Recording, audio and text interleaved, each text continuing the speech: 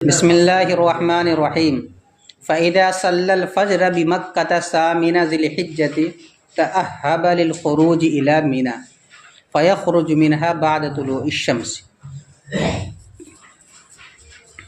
اب تک آپ نے یہ پڑھا کہ جب کوئی آدمی حج افراد کرنے کا ارادہ کرے تو میقات سے احرام باندھ کر کے سب سے پہلے وہ مکۃ المکرمہ آئے گا اور آنے کے بعد طواف قدوم کرے گا، اور طواف قدوم کرنے کے بعد وہ سعی کرے گا اگر سعی کرنے کا ارادہ ہے۔ سعی کرنے سے فارغ ہونے کے بعد وہ حالت احرام ہی میں مکہ میں رکا رہے گا یہاں تک کہ 7ویں تاریخ آ جائے۔ 7ویں تاریخ میں مسجد حرام کے اندر تقریر کی جائے گی، ایک خطبہ دیا جائے گا، چاہے جو بھی دن رہے۔ 7ویں تاریخ کو ظہر کی نماز کے بعد امام ایک خطبہ دے گا جس میں مناسک حج لوگوں کو بتلائے گا۔ اس کے بعد اسی میں یہ بھی بتلائے گا کہ 8ویں تاریخ کو مکۃ المکرمہ سے روانہ ہو جانا ہے مینا کے لیے۔ کس کام کے لیے؟ مینا کے لیے۔ لیکن کب روانہ ہونا ہے؟ سورج کے نکلنے کے بعد۔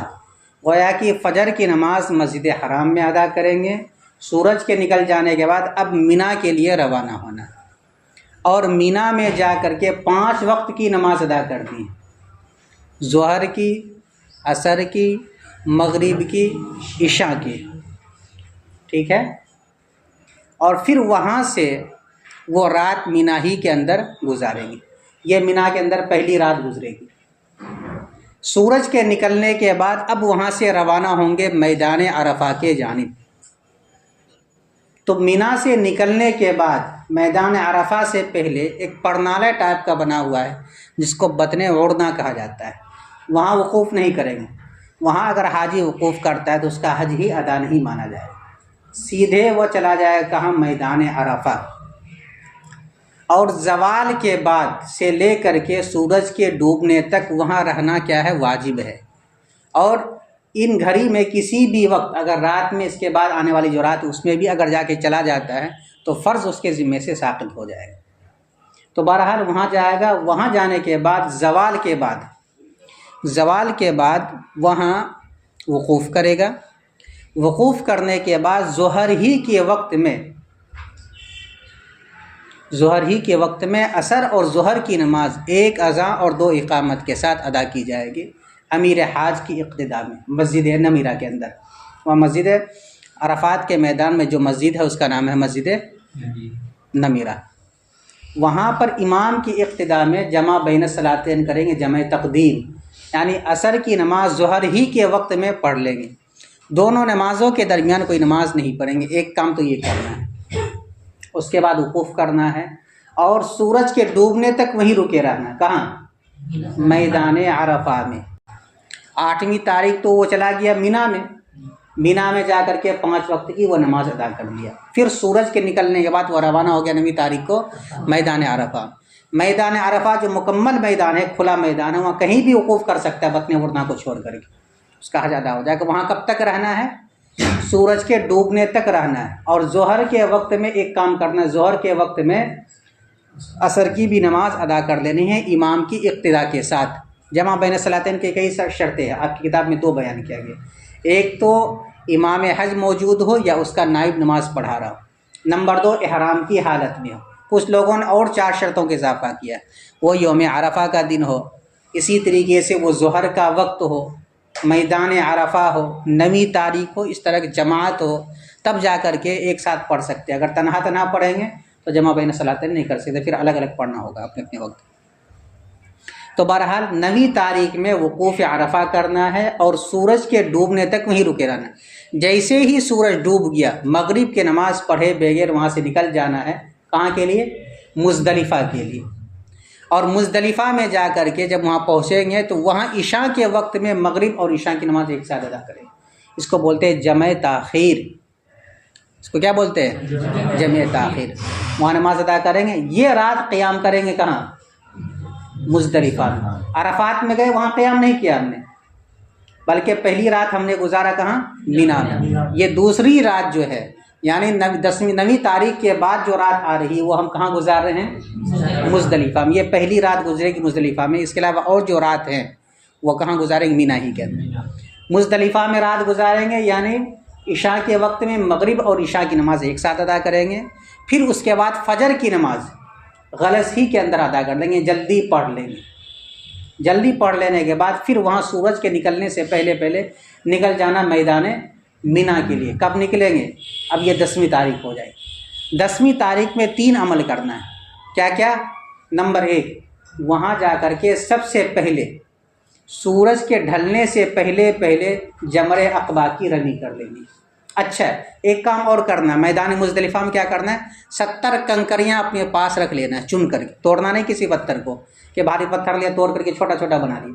چنے کے دانے کے بقد یا اس سے کم و بیش چھوٹا بڑا جو بھی کنکر اس کو مل جائے وہ 70 کی تعداد میں لے لے، اسی سے وہ رمی کرے گا. اور لینے کے بعد اس کو دھل لے. یہ کام کہاں کریں گے؟ مزدلفہ میں. پھر جب یہاں سے جائیں گے مینا تو سورج کے ڈھلنے سے پہلے 10ویں تاریخ کو یہ پہلے رمی کریں گے، جمر عقبہ کی رمی. کیسے؟ سوار ہونے کی حالت ہے، کیونکہ اس کے بعد کوئی اور رمی نہیں ہے، نہ وہاں دعا کریں گے. رمی کرنے کے بعد اب کیا کرنا ہے؟ حلق کرنا ہے. رمی کرنے کے بعد وہ کیا کرے گا؟ اگر وہ شخص متمتع ہے یا قارن ہے تو وہ قربانی کرنا اس کے ذمہ میں واجب ہے، وہ قربانی کرے. اور اگر مفرد بالحج ہے جس کا بیان چل رہا ہے تو اس کے ذمہ میں قربانی کرنا مستحب ہے، وہ قربانی کرے. اس کا گوشت اگر میسر ہو تو کھا سکتا ہو تو کھا لے، انتظام اگر نہیں تو قربانی کر دے مینا. 2 عمل ہو گیا. پہلا عمل جمر عقبہ کی رمی، دوسرا عمل قربانی. مفرد کے لیے مستحب ہے، قارن متمتع کے لیے واجب. تیسرا عمل کیا کرنا ہے؟ حلق کروا لینا ہے، یا کم سے کم قصر کروا لینا ہے. قصر اور حلق کسے کہیں گے؟ ساری تفصیلات داری، یعنی سر کے بال کو منوانا. اب یہ تقریباً وہ حلال ہو گیا. 3 عمل ہو گیا.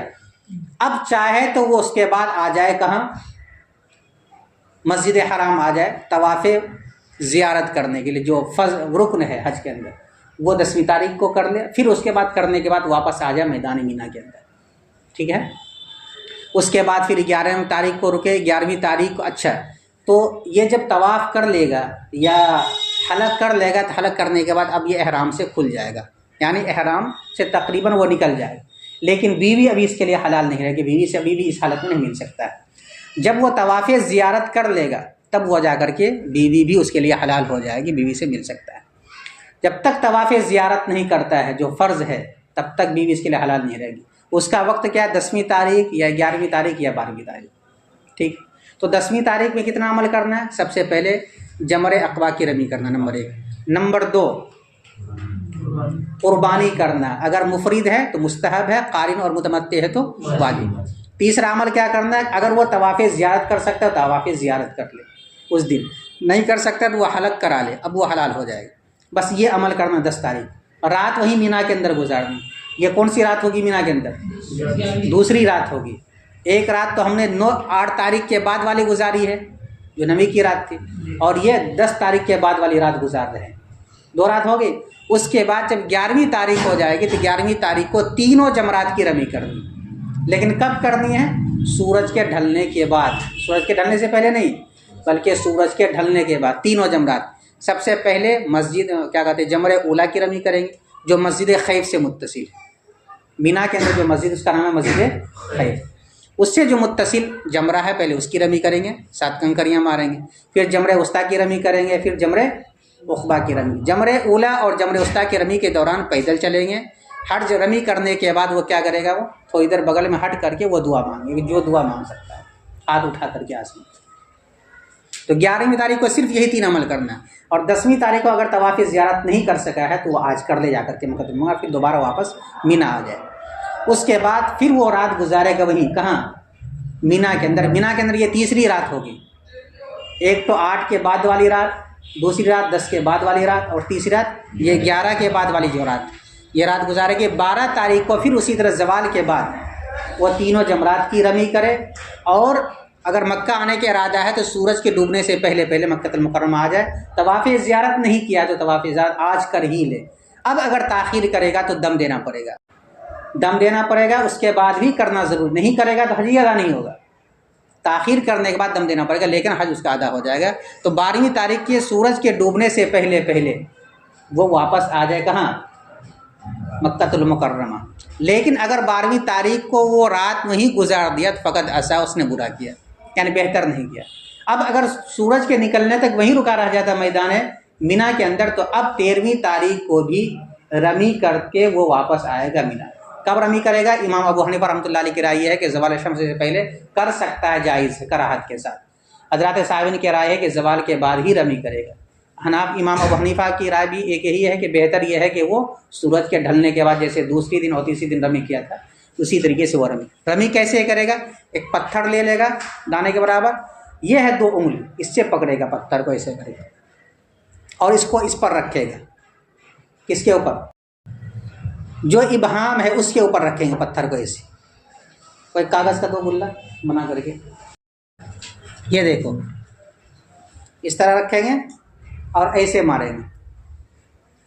کم سے کم 5 ذراع کا فاصلہ ہونا چاہیے، اس پر رکھ کر کے ماریں گے۔ اس میں توہین بہت زیادہ ہے شیطان کی، اس طرح مارنے میں۔ اس پر رکھیں گے ابہام کے انگوٹھے کے اوپر اور اس طرح ماریں گے۔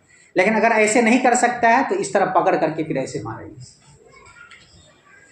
اب اگر وہ پتھر مارنے کے دوران پتھر خود ہی پر گر گیا یا وہاں تک نہیں جا سکا تو پھر دوبارہ مارنا پڑے گا، جو گر گیا اس کو نہیں اٹھانا ہے، دوبارہ پتھر مارنا پڑے گا۔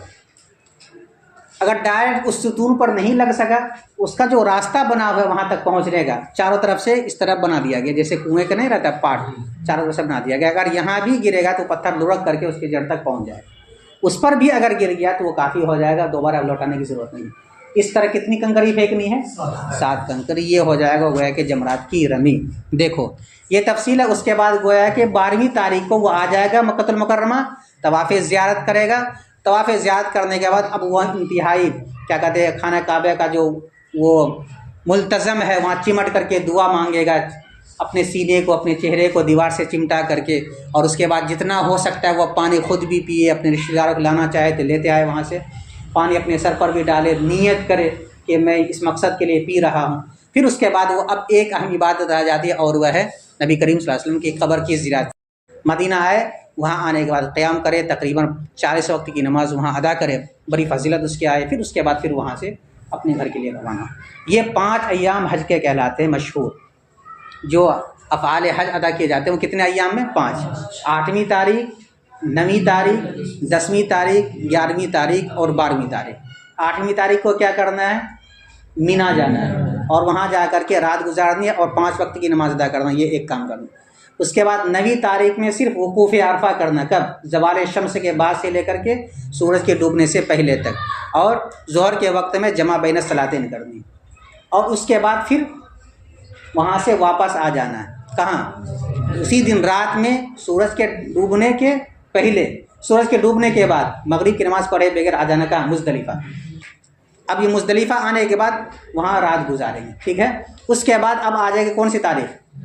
تیسرا دن، حج کا تیسرا دن ہوگا جو 10ویں تاریخ ہوگی۔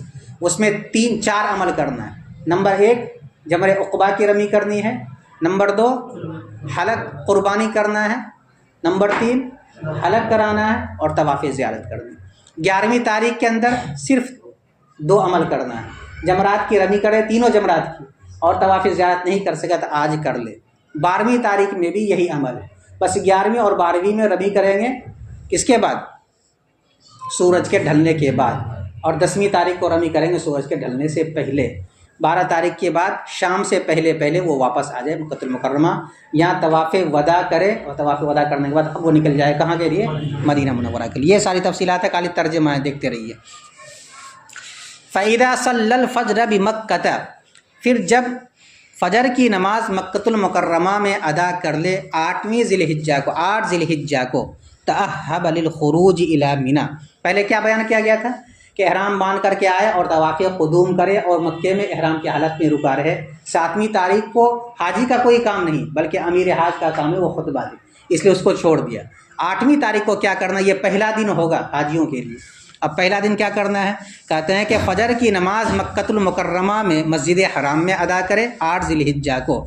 تأہب، پس جب فجر کی نماز 8 ذی الحجہ کو مکۃ المکرمہ میں پڑھ لے، تأہب للخروج الی منی، تو منی کی طرف نکلنے کی تیاری کرے۔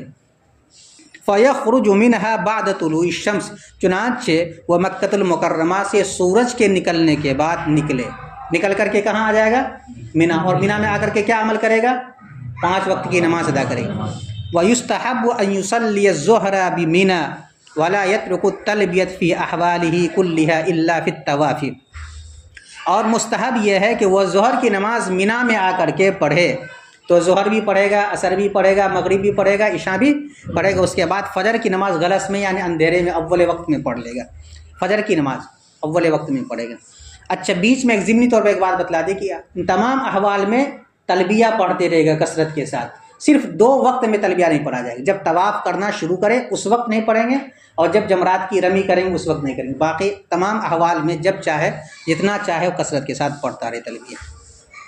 اور مستحب یہ ہے کہ وہ ظہر کی نماز مینا میں ادا کرے اور تلبیہ نہ چھوڑے کسی بھی حال میں سوائے طواف کی حالت کے، اور تلبیہ اپنے کسی بھی احوال میں نہ چھوڑے سوائے طواف کی حالت کے۔ وَيَمْكُثُ بِمِنَا، اور مینا میں میدان مینا میں رکا رہے، إِلَىٰ أَن يُصَلِّيَ الْفَجْرَ بِهَا بِغَلَسٍ، یہاں تک کہ وہ مینا میں غلس ہی میں فجر کی نماز پڑھ لے، یعنی اول وقت میں اندھیرا ہی میں پڑھ لے۔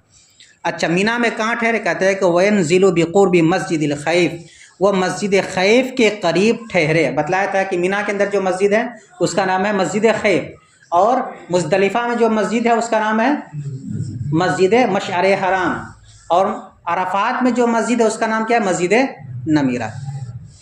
اور وہ اترے ٹھہرے مسجد خیف کے متصل، ثم بعد طلوع الشمس یذهب الى عرفات، یہ دوسرا دن ہے حاجیوں کے لیے، اور سورج کے نکلنے کے بعد وہ عرفات کی طرف چلے۔ یہ کون سی تاریخ ہوگی؟ 9ویں تاریخ۔ فیقیم بہا، چنانچہ وہ عرفات کے میدان میں ٹھہرے۔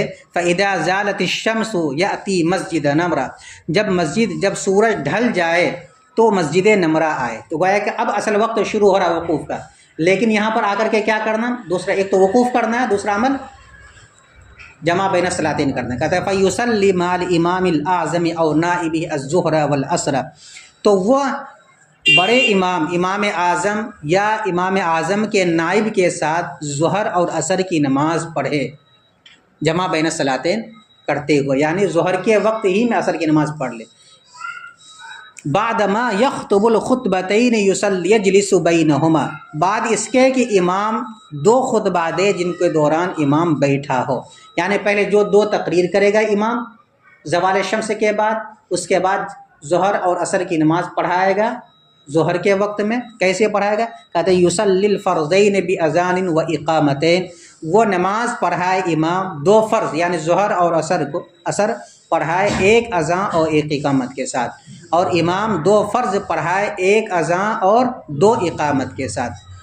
ولا یجمع بینہما الا بشرطین، اور 2 نمازوں کے درمیان جمع کرنا جائز نہیں ہے مگر 2 شرطوں کے ساتھ۔ نمبر 1 الاحرام، احرام کے شرط کے ساتھ، والامام الاعظم، اور امام اعظم کے شرط کے ساتھ۔ اس کے علاوہ اور بھی کچھ لوگوں نے اضافی ان کے ساتھ بڑھا دیا، مثلا 9ویں تاریخ ہونی چاہیے، ایک شرط یہ بھی، مثلا وہ جماعت کے ساتھ نماز پڑھ رہا ہو تب جا کے جمع بین الصلاتین کر سکتا ہے، مثلا وہ میدان عرفہ کو 9ویں تاریخ ہو لیکن میدان عرفہ ہو، کہیں اور اگر پڑھنا چاہے، ہم لوگ یہاں پڑھنا چاہتے کوئی نہیں پڑھ سکتا، تو میدان عرفہ ہونا، 9ویں تاریخ کا ہونا، جو جماعت کے ساتھ ہونا، امام اعظم یا اس کے نمائندے کا ہونا، اسی طریقے سے ظہر کے وقت میں عصر کی نماز کا پڑھنا، یہ سب وہ شرائط ہیں جن کے بنیاد پر جمع بین الصلاتین کیا جا سکتا ہے۔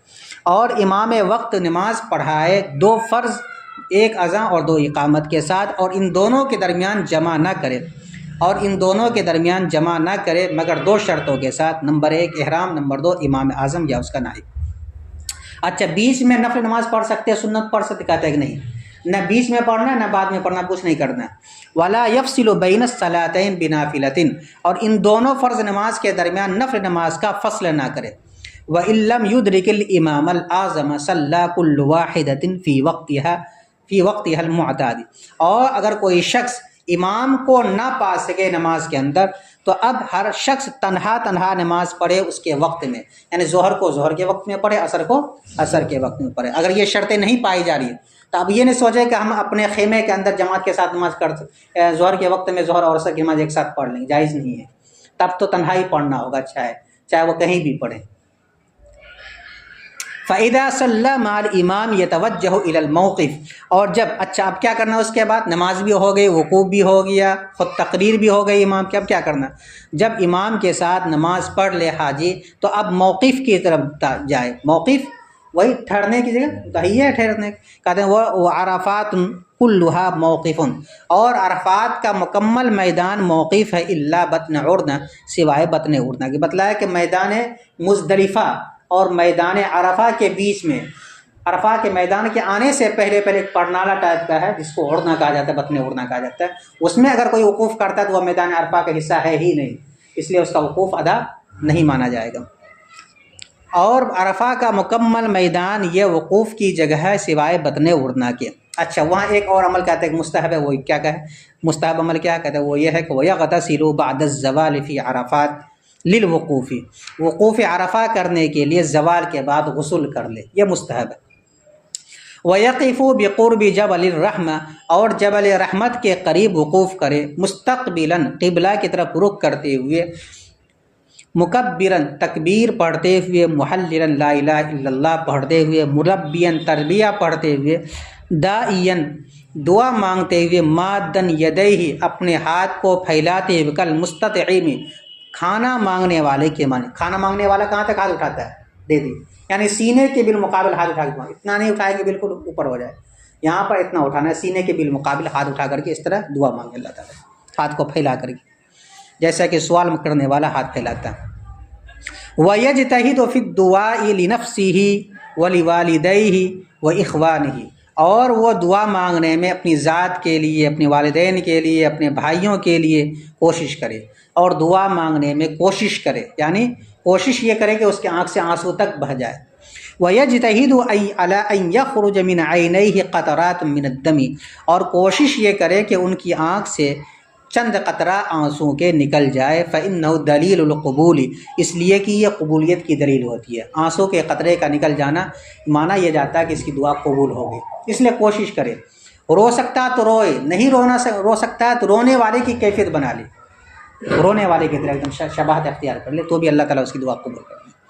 وَيُلِحُّ فِي الدُّعَاءِ، اور دعا کے اندر خوب اصرار کرے، اللہ تعالیٰ سے خوب مانگے، مَا قُوَّةِ رَجَاءِ الْإِجَابَةِ، دعا کے قبول ہونے کی قوی امید کے ساتھ، یعنی اسے یقین ہو کہ آج میں جو بھی مانگوں گا میری سب دعا قبول ہو جائے گی، اس یقین کے ساتھ روئے، مانگے، جو مانگنا ہے دنیا آخرت کے امور سے متعلق خوب مانگے۔ کہتے ہیں وَلَا يُقَصِّرُ فِي هَذَا الْيَوْمِ، آج کے دن لاپرواہی نہ کرے، یعنی اتنا موقع، پھر اب یہ موقع پھر دوبارہ اس کو زندگی میں ملے گا کہ نہیں ملے گا کہنا مشکل ہے، تو دعا مانگنے میں کوتاہی نہ کرے، سوچا کہ بعد میں مانگ لیں گے، موقع نہیں ملے گا، پھر یہ وقت جو نکل جائے گا نکل جائے گا، اس لیے کہا جا رہا ہے وَلَا يُقَصِّرُ فِي هَذَا الْيَوْمِ، اور اس دن میں، یعنی اس نوی تاریخ میں میدان عرفہ جیسی جگہ میں دعا مانگنے میں کوتاہی نہ کرے۔ اذ لا يمكنه تدارکہ، اس لیے کہ اس کا تدارک ممکن نہیں ہے، سیما اذا كان من الآفاق، بطور خاص جب کہ وہ شخص آفاقی میں سے ہو، ہاتھ سے باہر کے اگر کوئی شخص ہو تو ان کے لیے بار بار آنا کہاں موقع ملے۔ ہندوستان سے جو لوگ جاتے ہیں، جو پیسے والے، وہ تو بار بار چلے جاتے ہیں، لیکن ان کے پاس پیسہ کم رہتا ہے، ایک مرتبہ جانا ہی اس کے لیے مسئلہ ہو جاتا ہے، بطور خاص جب کہ وہ آفاقی میں سے ہو۔ اچھا میدان عرفہ کے اندر وقوف کس حال میں کرے؟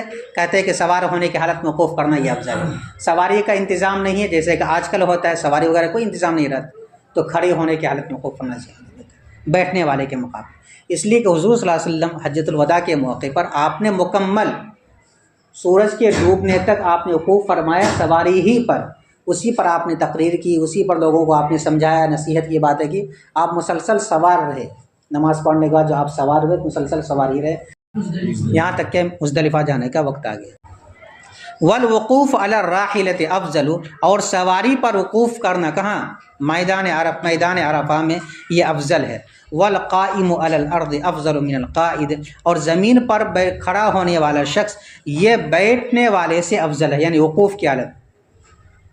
فاذا غربت الشمس افاض الامام والناس معه على هينته، اب یہاں میدان عرفہ میں کب تک رہنا ہے؟ سورج کے ڈوبنے تک، یعنی سورج کے ڈوبنے سے پہلے نکلنا جائز نہیں ہے، وہیں رکے رہنا، جب سورج ڈوب جائے تو اب مغرب کی نماز وہاں نہیں پڑھنے کی، نماز کا وقت ہو چکا، یہیں پڑھ لیتے ہیں، قضا ہو جائے گی نماز، نہیں، اللہ کا حکم یہ ہے، اللہ کے رسول کا فرمان یہ ہے کہ اب یہاں نماز نہیں پڑھنی ہے، جا کر کے میدان مزدلفہ میں نماز ادا کرنی ہے۔ تو اب یہ جو ہے گویا کہ یہ دوسرے دن کا تتمہ ہے گویا کہ فَإِذَا غَرَبَتِ الشَّمْسُ، پر جب سورج ڈوب جائے تو امام اور اس کے ساتھ لوگ اپنی حالت پر لوٹے، افاظت میں لوٹنا، وَإِذَا وَجَدَ فُرْجَةً يُسْرِعُ، اور جب اسے کشادگی ملے تو وہ تیز چلے، من غیر ان یؤذی احدن، کسی کو تکلیف پہنچائے بغیر، میدان عرفات سے آ رہے ہیں، یہاں سے دھکا مکی کرتے ہوئے پھیلتے ہوئے جا رہے ہیں۔ عام طور پر جو لوگ طاقت والے ہوتے ہیں وہ کیا دھکا مکی کرتے ہوئے نکلتے، یہ غلط طریقہ ہے، دھکا مکی نہ کرنا، تکلیف کو نہ پہنچانا کسی کو، بغیر تکلیف پہنچائے ہو وہاں تیزی سے پہنچنا ہے، کہاں؟ مزدلفہ۔ یسرعوا من غیر ان یؤذی احدن، تیزی سے آئے بغیر کسی کو تکلیف پہنچائے ہوئے، وَيَتَحَرَّزُ عَمَّا يَفْعَلُهُ الْجَهَلَةُ، اور بچے ان چیزوں سے جس کو جاہل لوگ کرتے ہیں، غیر پڑھے لکھے لوگ کرتے، کیا؟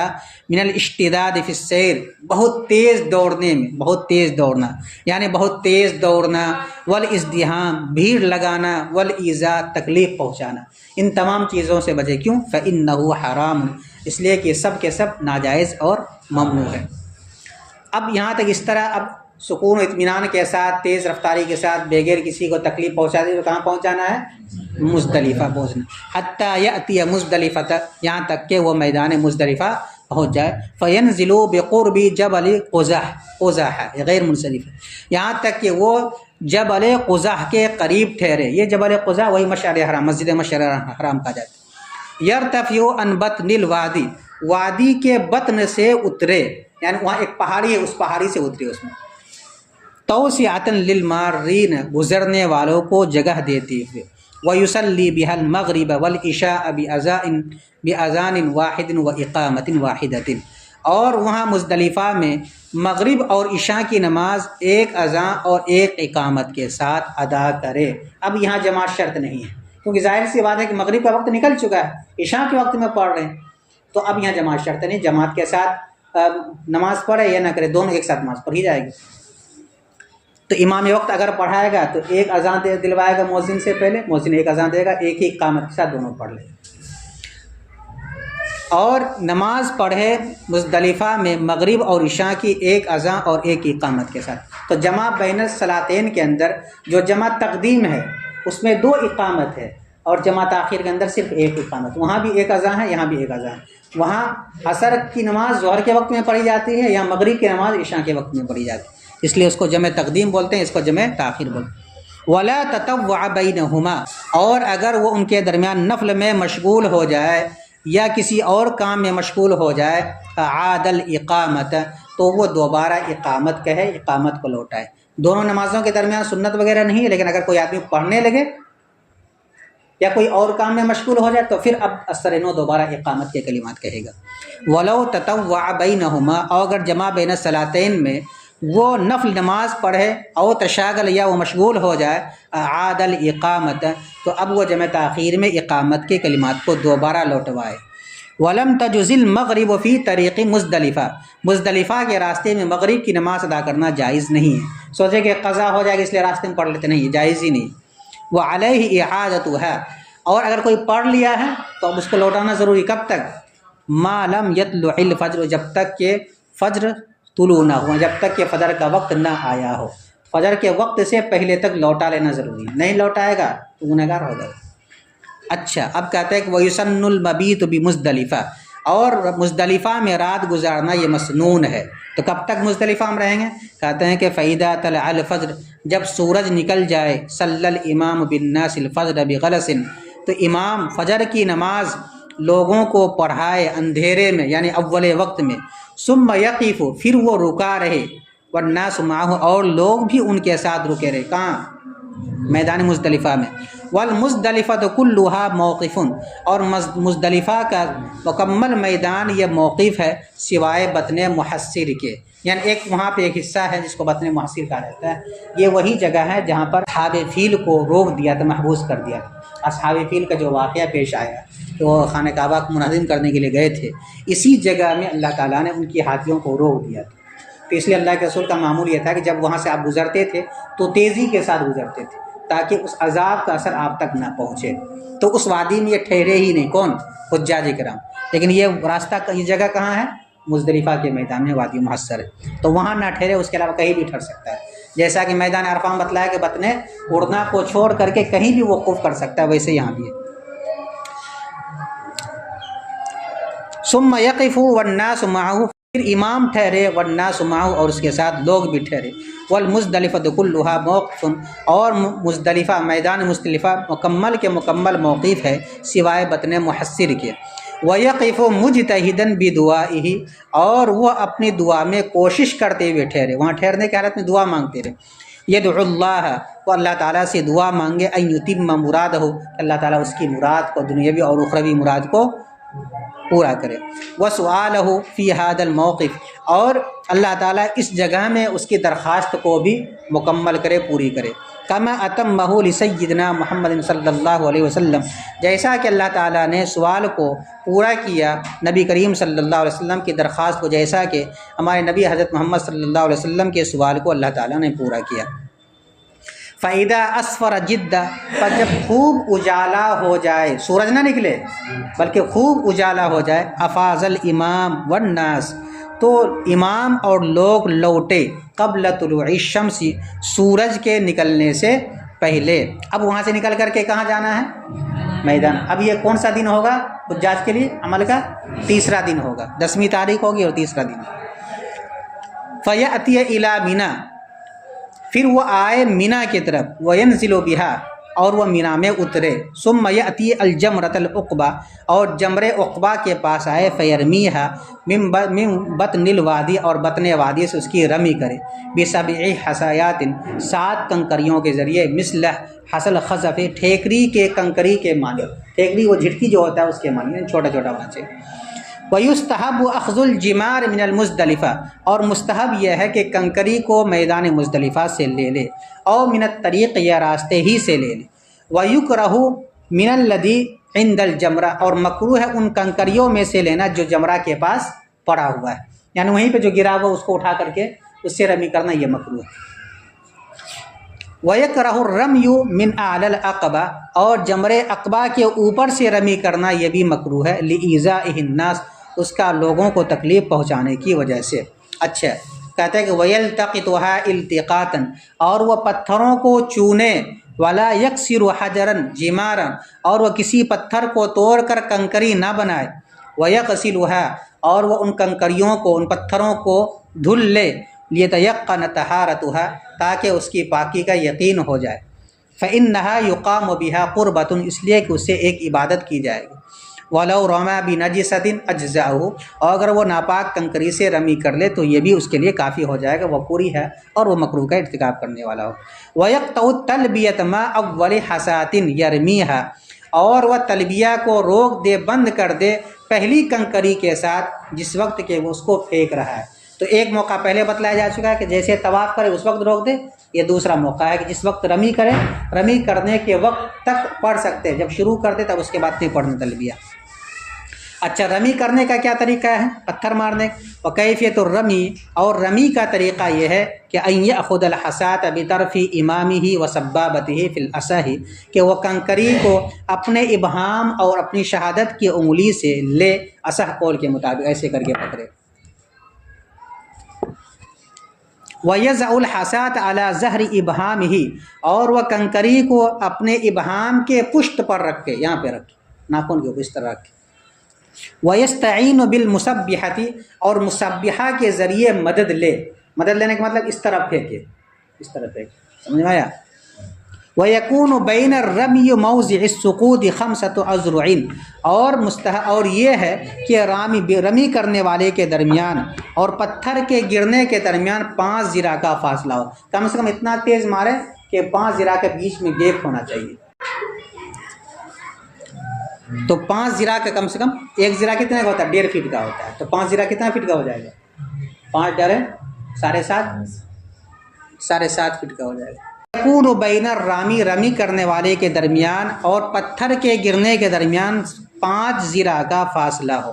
ولو وقعت علی رجل او محمل، اور اگر وہ کنکری کسی شخص پر گر جائے یا کسی کجاوے پر گر جائے، وثبتت، اور وہیں رہ جائے، آگے نہ بڑھے، عادہا، تو پھر وہ دوبارہ اس کو لوٹائے، یعنی 5 کنکری پھینکا تھا، ایک کنکری پھینکا خود اسی پر گر گیا، تو اب دوبارہ 2 اور کنکری پھینکے، اور اگر وہ کنکری اس کے راستے پر گر جائے تو یہ اس کے لیے کافی ہو جائے۔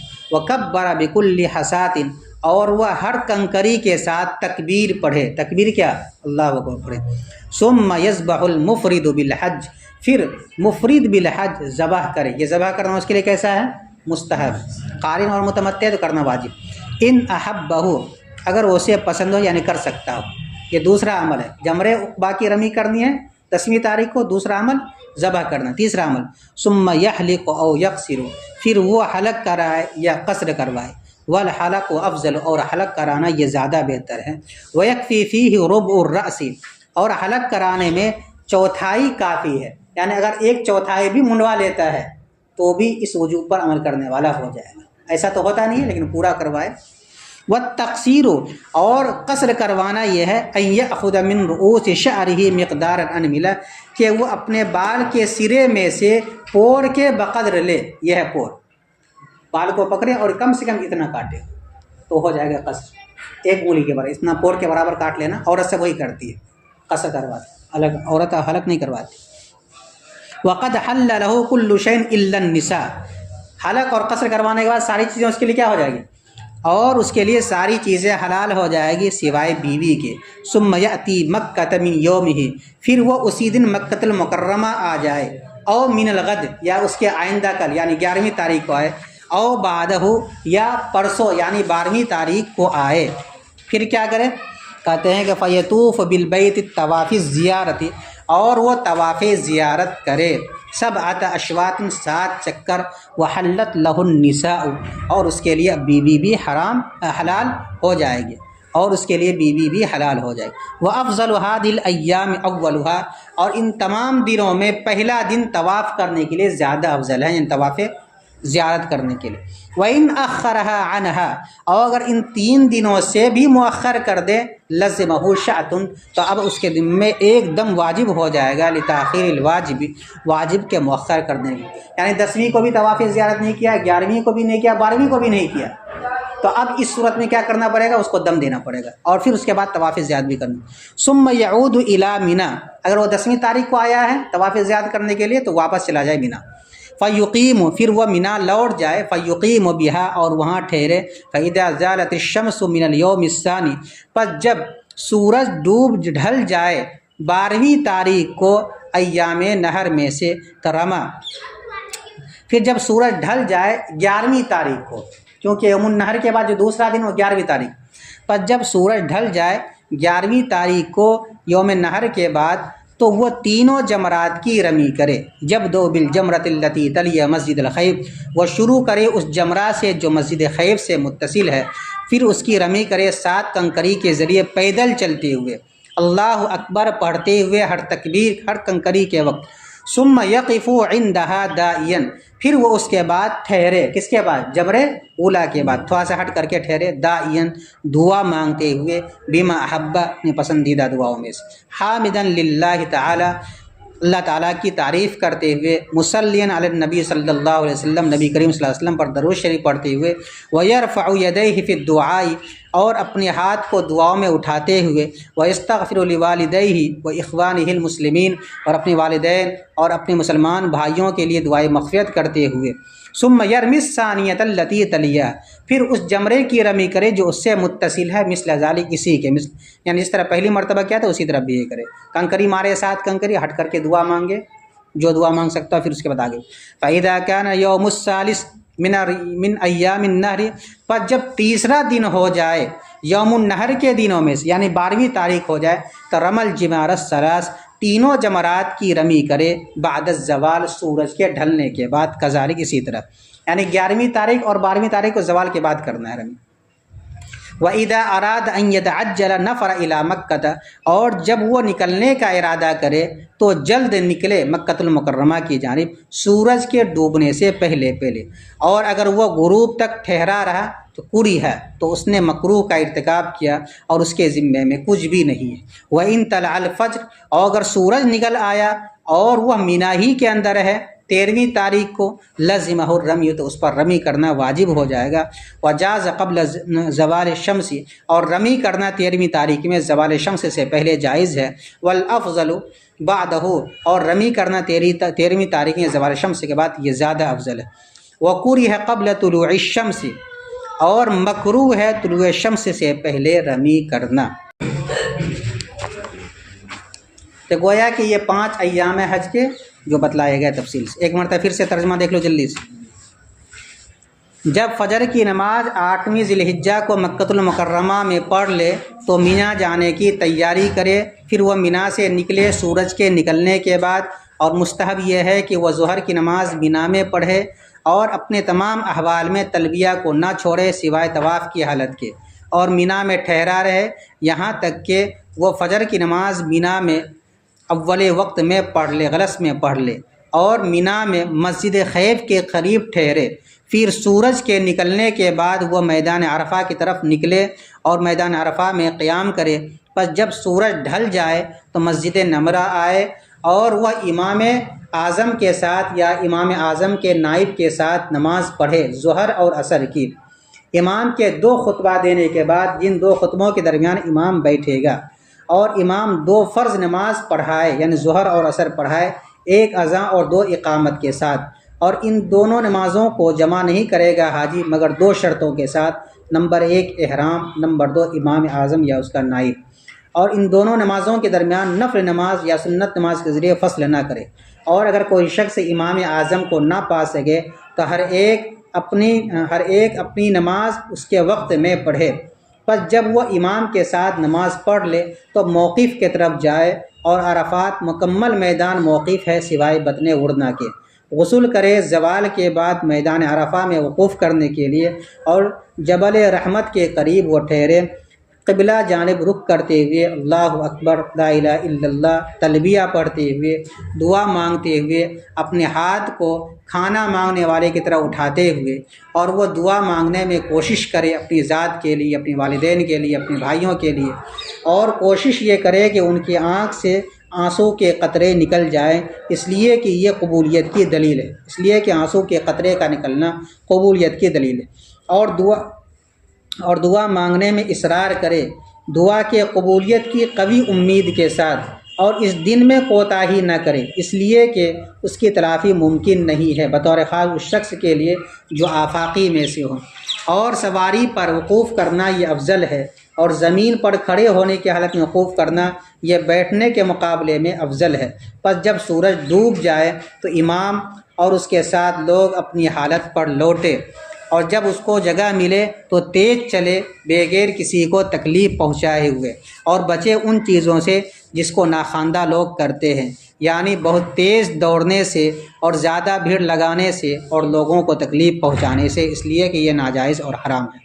یہاں تک کہ وہ مزدلفہ پہنچ جائے، پھر بطن جبل قزح کے قریب وہ ٹھہرے، یعنی مسجد مشعر حرام کے قریب ٹھہرے، اور وہ بطن وادی کے اوپر سے اترے گزرنے والے کو آسانی دینے کے خاطر، اور وہ مزدلفہ میں مغرب اور عشاء کی نماز 1 اذان اور 1 اقامت کے ساتھ ادا کرے، اور اگر کوئی آدمی اس کے درمیان نفل پڑھ لے یا کسی کام میں مشغول ہو جائے تو اقامت کو لوٹائے، اور مغرب کی نماز مزدلفہ کے راستے میں جائز نہیں ہے، اور اگر کوئی آدمی پڑھ لیا تو اس کے ذمے لوٹانا ضروری ہے یہاں تک کہ فجر طلوع ہو جائے، اور مسنون ہے مزدلفہ میں رات کا گزارنا۔ پس جب سورج نکل جائے تو امام لوگوں کو فجر کی نماز غلس میں پڑھائے، یعنی اول وقت میں پڑھائے، پھر امام ٹھہرا رہے اور اس کے ساتھ لوگ بھی رکے رہے، اور مزدلفہ سب کے سب ٹھہرنے کی جگہ ہے سوائے بطن محصر کے، اور وہ ٹھہرا رہے مزدلفہ میں اپنی دعا میں کوشش کرتے ہوئے،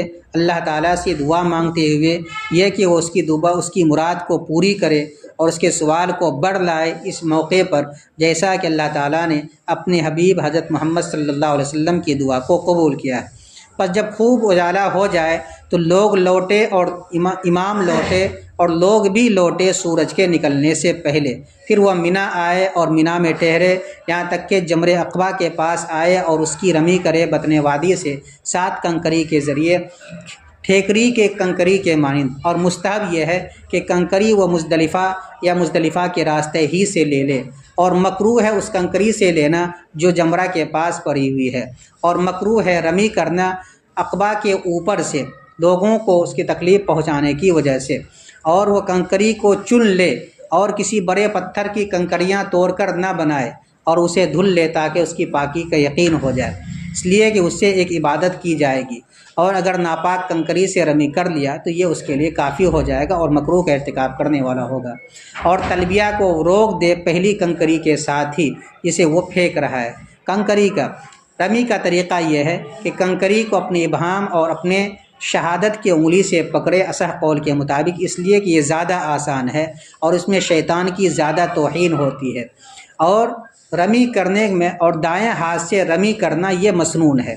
رکھنے کا طریقہ، اور کنکری کو رکھے اپنے ابہام کے پشت پر اور شہادت کی انگلی سے مدد لے پھینکنے میں، اور رمی کرنے والے کے درمیان اور کنکری کے گرنے کے درمیان 5 ذراع کا فاصلہ ہو، اور اگر کنکری کسی شخص پر گر جائے، کسی کجاوے یا کجاوے پر گر جائے اور اسی جگہ رکا رہے تو وہ دوبارہ لوٹائے، اور اگر کنکری اس کے راستے پر گر جائے تو یہ اس کے لیے کافی ہو جائے گا، اور وہ اللہ اکبر پڑھے ہر کنکری کے ساتھ، پھر مفرد بالحج قربانی کرے اگر اس کے لیے آسان ہو، اگر اس کو اچھا لگتا ہو، پھر وہ حلق کرائے یا قصر کروائے، اور حلق کرانا یہ افضل ہے، اور کافی ہے ربع راس کا حلق کرانا، اور قصر کروانا یہ ہے کہ اپنے بال کے سرے میں سے پور کے بقدر بال لے کر کاٹ لے، اور اس کے لیے ساری چیزیں حلال ہو جائے گی سوائے عورتوں کی، سوائے بیوی کے۔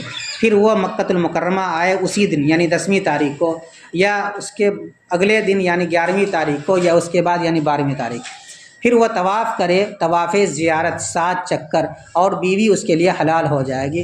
اور ان دنوں میں یعنی 10ویں 11ویں 12ویں میں سے سب سے افضل دن پہلا دن ہے، اور اگر اس کو 12ویں تاریخ سے مؤخر کر دیا تو اس پر ایک دم کا دینا واجب ہو جائے گا، واجب کو مؤخر کرنے کی وجہ سے۔ پھر وہ لوٹے مینا کی طرف، اگر 10ویں تاریخ کو رمی کی طواف کیا ہے یا 11ویں کو کیا تب بھی، فیقیم، پھر وہ وہاں مینا میں ٹھہرے یہاں تک کہ سورج 11ویں تاریخ کو ڈھل جائے یوم نہر میں سے، تو وہ تینوں جمرات کی رمی کرے، یعنی 11ویں تاریخ رمی کی شروعات اس جمرہ سے کرے جو مسجد خیف سے متصل ہے، تو اس کی رمی کرے 7 کنکریوں کے ذریعے پیدل چلتے ہوئے اللہ اکبر پڑھتے ہوئے ہر کنکری کے ساتھ۔ پھر وہ اس کے بعد ٹھہرے، تھوڑا سا ہٹ کر کے دعا مانگتے ہوئے اپنے پسندیدہ دعاؤں میں سے، اللہ تعالیٰ کی تعریف کرتے ہوئے، نبی کریم صلی اللہ علیہ وسلم پر درود شریف پڑھتے ہوئے، اور اپنی دعا کو، اپنے ہاتھ کو دعا میں اٹھاتے ہوئے اپنے والدین، اپنے مسلمان بھائیوں کے لیے دعائے مغفرت کرتے ہوئے، پھر وہ دوسرے جمرہ کی رمی کرے جو اس سے متصل ہے پہلے کے مانند، اور اس کے پاس بھی ٹھہرے دعا مانگتے ہوئے، پھر وہ جمرہ عقبہ کی رمی کرے سوار ہونے کی حالت میں، اور اس کے پاس نہ ٹھہرے۔